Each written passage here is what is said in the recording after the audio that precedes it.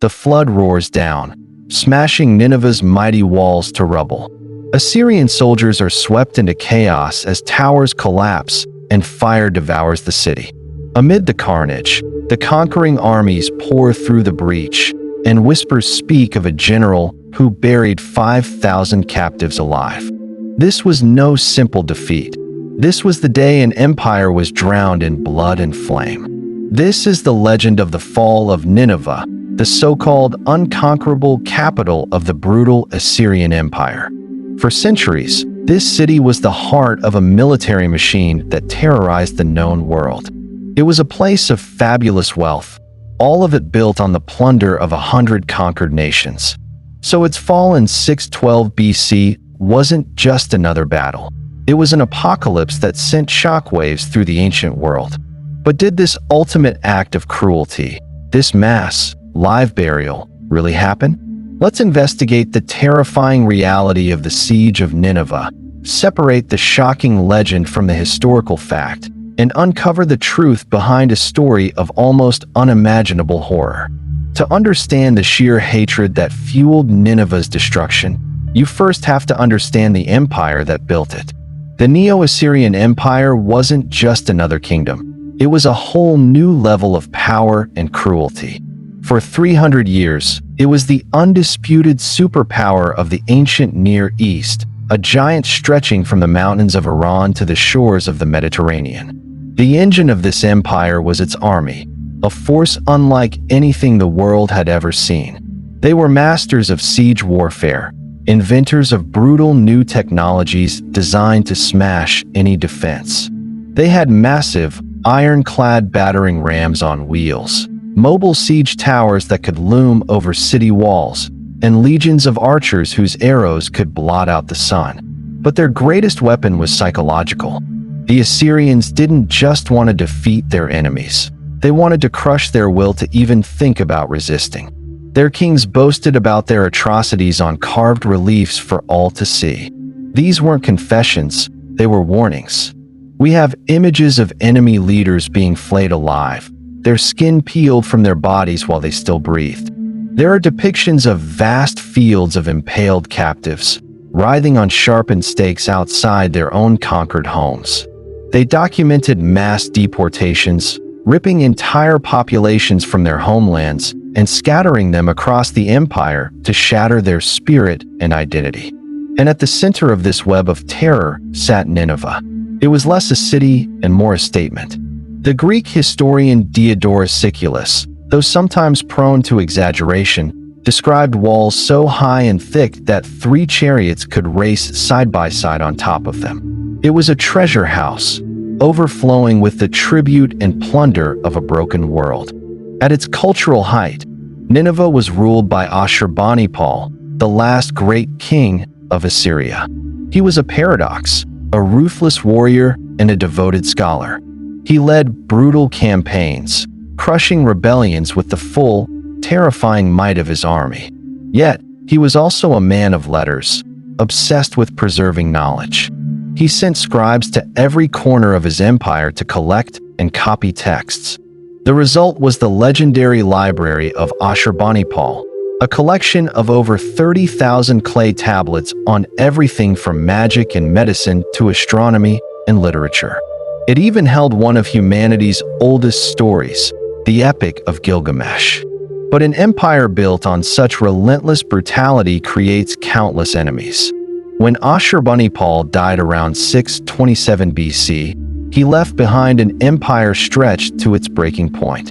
Worse, a civil war erupted between his sons, who tore the empire apart fighting for a throne that was already crumbling. The vultures, who had been circling for decades, saw their chance. The world that Assyria had terrorized for so long was about to get its revenge. While Assyria was tearing itself apart from within, new powers were rising on its borders. To the south, in the ancient lands of Babylonia, a man named Nabopolassar saw his opportunity. A skilled general from humble origins, Nabopolassar had watched Assyria's grip on his homeland weaken. For over a century, Babylon had been a resentful subject of the Assyrians.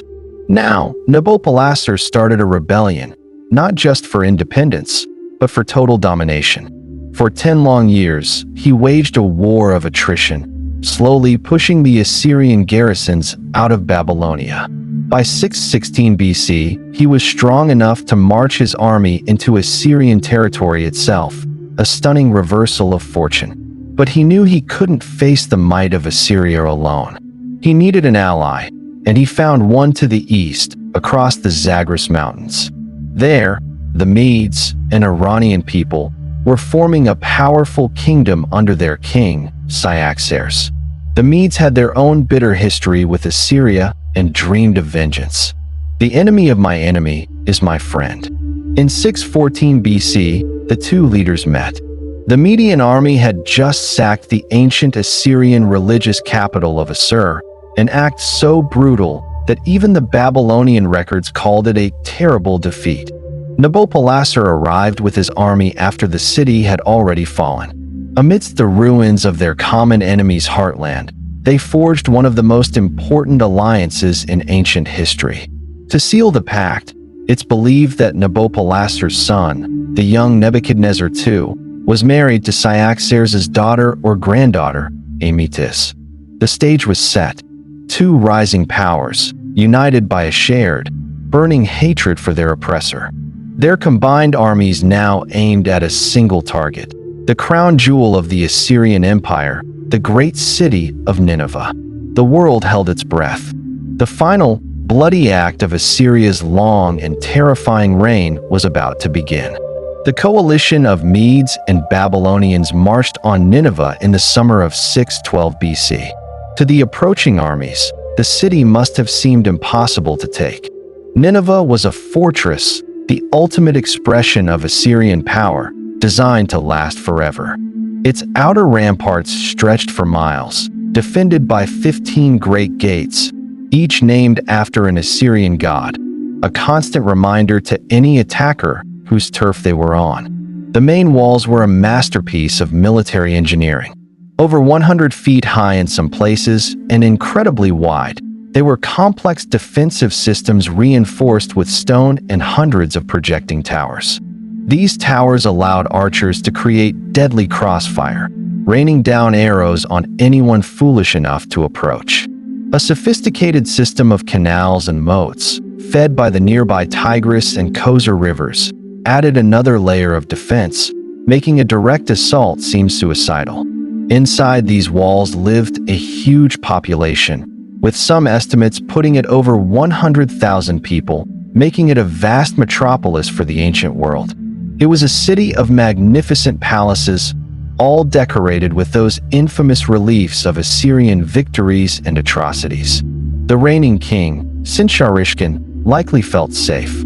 After all, for all the chaos in the empire, Nineveh itself had stood untouched for generations. The siege began. The Babylonian Chronicles, a series of clay tablets recording historical events, state that the coalition attacked the city for 3 months, from about May to July. You can just imagine the first phase of the battle, waves of attackers smashing against the defenses only to be thrown back. Chariots were useless against these walls. Infantry would have been slaughtered by a storm of arrows from the towers. The initial attacks almost certainly failed, costing the attackers dearly. The defenders, fighting for their homes, their families, and their entire world, would have resisted with furious resolve. The siege dragged on through the blistering Mesopotamian summer. The coalition's commanders, Nabopolassar and Cyaxares, knew a long siege was risky. Their alliance was still new, and Assyria's allies, especially the powerful Egyptians, were already on their way. They needed a breakthrough. They needed something to shatter the deadlock, to break the unbreakable walls. They would get their wish not from a feat of military genius, but from an act of nature, harnessed as a weapon of war. For 3 long months, the siege of Nineveh was a bloody stalemate. The city's defenses held strong, but the attackers had an ace up their sleeve, one that was built into the very geography of Nineveh. The city was sustained by rivers, primarily the Great Tigris and its tributary, the Kosor, which actually flowed through the city. These rivers were its lifeblood, but they were about to become its doom. The ancient historian Diodorus Siculus, writing centuries later but using older sources, gives a dramatic account of what happened next. He wrote of an old prophecy that the Assyrian king trusted, which said Nineveh would never fall until the river itself became the city's enemy. Whether this prophecy was real or just a dramatic flourish added later, it was about to come true. The besieging armies took control of the rivers upstream from the city. They built dams, holding back the water and gathering its immense power. Then, likely during a period of unusually heavy seasonal rains that swelled the rivers even more, they unleashed their weapon. They broke the dams. A massive flood, a man-made catastrophe, surged down the river channel. It was a battering ram of water, far more powerful than anything made of wood and iron. The torrent slammed into a section of Nineveh's outer wall, where the foundations were already waterlogged and weak. The constant, immense pressure of the floodwaters did what no army could. The wall, a structure that had stood for generations, simply crumbled and collapsed. The prophecy was fulfilled. The river had become Nineveh's enemy. Panic must have ripped through the city. The impossible had just happened. A gaping breach now stood in their supposedly impregnable defenses. The psychological shock would have been as devastating as the physical one. According to Diodorus, the Assyrian king, Sinsharishkin, saw that the prophecy had come true and believed all was lost. He supposedly gathered his treasures and concubines in his palace and set it on fire, choosing to die in a massive funeral pyre rather than be captured. Through that breach in the wall, the vengeful armies of the Medes and Babylonians poured into the city. For the people of Nineveh, the nightmare had only just begun. The sack of the world's greatest city was at hand.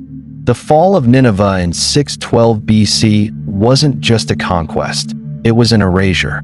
Once the walls were breached, the pent-up fury of an entire world, crushed for centuries under the Assyrian boot, was unleashed on the capital. The Medo-Babylonian forces swarmed through the breach, and the city's defense collapsed into a chaotic, street-by-street slaughter. The Babylonian chronicles coolly record the event. They inflicted a major defeat upon a great people. They carried off the vast booty of the city and the temple and turned the city into a ruin heap. This clinical description hides a reality of unimaginable horror. For 3 days, the city was given over to plunder and destruction. Every burned village, every deported family, every flayed ancestor was avenged in blood on the citizens of Nineveh. Archaeology confirms the violent end described in the texts. Excavations have revealed a thick layer of ash and destruction across the ancient city. Palaces show clear evidence of being systematically burned. The magnificent reliefs that line the palace walls, the ones celebrating Assyrian power, were found shattered and scorched by the intense heat of the fires that brought the roofs crashing down. But this fire, meant to destroy, also paradoxically preserved. The great library of Ashurbanipal, housed within the palaces, was consumed by the flames. The inferno baked the thousands of clay tablets, hardening them like pottery. This allowed them to survive for millennia buried in the rubble, a final, unintentional act of preservation. While scrolls and wooden tablets would have turned to ash, the clay tablets became a permanent, if shattered, record of the very civilization being wiped from existence. King Sinsharishkin died during the city's fall, either in his burning palace, as Diodorus claims, or in the chaos of the final battle. The survivors were shown no mercy. The city was looted of its immense treasures, and the gold and silver extorted from half the world was carried off by the conquerors. After the slaughter and the looting, the Medes and Babylonians made sure that Nineveh would never rise again. They systematically demolished its buildings and temples. Their goal wasn't just to conquer a city, but to obliterate its memory, to make it a desolate waste. They succeeded so completely that for the next 2,000 years, The exact location of the world's once greatest city was lost to history, buried under anonymous mounds of earth. So, this brings us back to where we started, to that chilling legend of a victorious general burying 5,000 people alive. In the middle of this very real, documented, and historically verified apocalypse, where does this story fit? The truth? There's simply no evidence it ever happened. There is no mention of this specific event in any of the key historical sources. The Babylonian chronicles, which detail the siege, are silent on the matter. The Greek historian Diodorus Siculus, who loved dramatic and gruesome details, talks about the flood and the king's fiery suicide, but he makes no mention of a mass live burial. Later writers are also silent, and archaeology, which has confirmed the fire and destruction, has offered no evidence to support such a claim. A mass grave of 5,000 people would leave a clear trace, and no such trace has ever been found. So, if it didn't happen, where did the legend come from? The answer probably lies with the Assyrians themselves. For centuries, they had carefully built a reputation for extreme, systematic brutality. Their own official records and palace art were a catalog of horrors, impaling, flaying, beheading, and burning their enemies. They had written their own legacy in blood and fear. When their empire finally collapsed, it was easy for their victims to believe them capable of any atrocity, and for storytellers to invent new ones. The legend of the 5,000 buried alive is likely a form of atrocity inflation. It's a story that reflects a deeper truth, the absolute hatred the ancient world felt for the Assyrian regime. The real sack of Nineveh was a bloodbath of epic proportions. But over time, as stories were told and retold, the general horror of the event might have been crystallized into one single, unforgettable, and monstrous image. The story may not be factually true, but it's thematically true to the brutal world the Assyrians had created. The shocking historical reality is that the actual sack of the city was so violent and so total that it didn't need any mythical atrocities to be one of the most terrifying events of the ancient world. The fall of Nineveh in 612 BC was more than the fall of a city. It was the end of an era. The Neo-Assyrian Empire, the iron fist that had held the Near East in its grip for 3 centuries, was shattered. From its ashes, a new world order would emerge, dominated by Nabopolassar's Neo-Babylonian Empire. His son, Nebuchadnezzar II, would go on to forge his own legendary empire, but the memory of Assyria's fall served as a constant, chilling reminder that no power is eternal. The destruction was so total that it fulfilled the dire prophecies of the Hebrew Bible. The prophet Nahum had written, "Nineveh is laid waste. Who will bemoan her? All who hear the news about you clap their hands over you. For who has not felt your endless cruelty?" For over 2,000 years, Nineveh was little more than a name in ancient texts. Its mighty walls and palaces dissolved into the earth, its location a thing of myth. It wasn't until the 1840s that archaeologists, digging into mysterious mounds near the modern city of Mosul in Iraq, struck the remains of the lost palaces and proved that the legendary city was real. Today, the ruins of Nineveh stand as a silent testament to the ferocious cycle of history. They remind us that empires can rise on tides of power and ambition, and they can fall in fire and flood. The story of the general who buried 5,000 people alive may just be a legend, a ghost story whispered from the ruins. But the truth it points to is undeniable, that on a terrible summer day in 612 BC, one of the world's great cities was utterly and completely destroyed, its people slaughtered, and its memory erased. A final, brutal lesson from a world that could no longer bear its cruelty. If you thought the fall of a city swallowed by fire and flood was horrifying, wait until you hear how Rome crowned a man of humble birth, accused of murder, and remembered as both tyrant and savior. A story of betrayal, ambition, and the fall of a boy king. Click above to uncover the true tale of the emperor who lost his throne to a slave, Gordian III, and Philip the Arab. Please give this video a like and subscribe for more deep dives into the past.